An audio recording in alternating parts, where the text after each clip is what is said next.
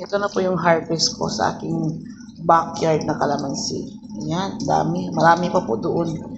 Alam nyo ba yung nasa Pilipinas ako?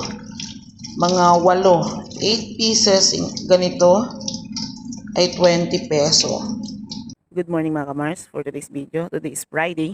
So meron po akong gardener. So andito po ako sa aking halaman. So back to Dubai. So bumalik ako dito. Ang dami ng bunga ang aking kalamansi. So pwede na talaga siya i-harvest. So harvest tayo.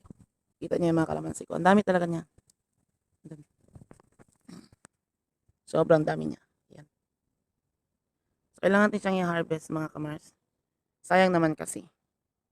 Ang mahal-mahal sa Pilipinas ang kalamansi. Oh my God, yung umuwi ako ng bakasyon. Nako. Ang liit lang ng 20 peso. So dito yan sa Dubai. Nasa tanim ko yan, nasa garden ko. So mag-harvest tayo mga kamars. Ang dami ko na na-harvest kanina pero ang dami pa talaga yan siya. So kailangan natin siya tanggalin. Anyway, last summer na ito, mag-winter na, papasok na yung winter. So masarap na yung panahon dito. Dami po yan siya. Andito pa. Dito po mga kamars, ang pinaka-malalaki. Yan. Sobrang dami. Yan. So kailangan i-harvest ko talaga yan lahat ngayon, ang mga kalamansi.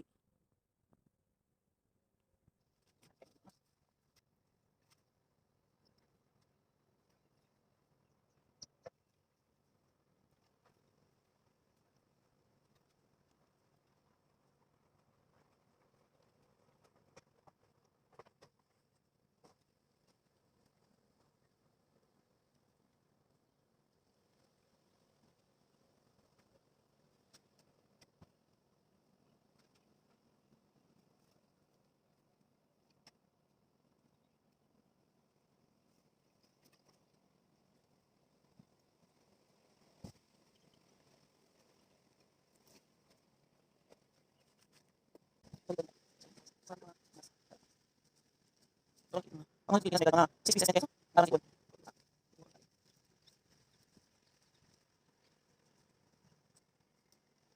So na.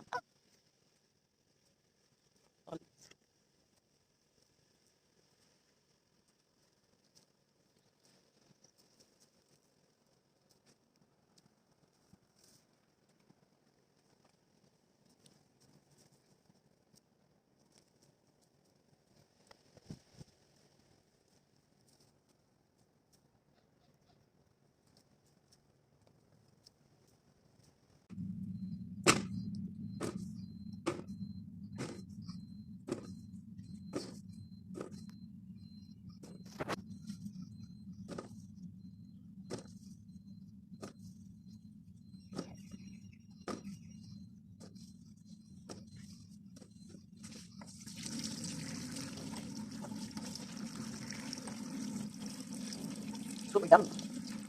Yan po ang harvest ko sa akin. Ito na po yung harvest ko sa aking backyard na kalamansi. Ayan, dami. Marami pa po doon. Alam nyo ba yung nasa Pilipinas ako? Mga 8 pieces ganito ay 20 peso.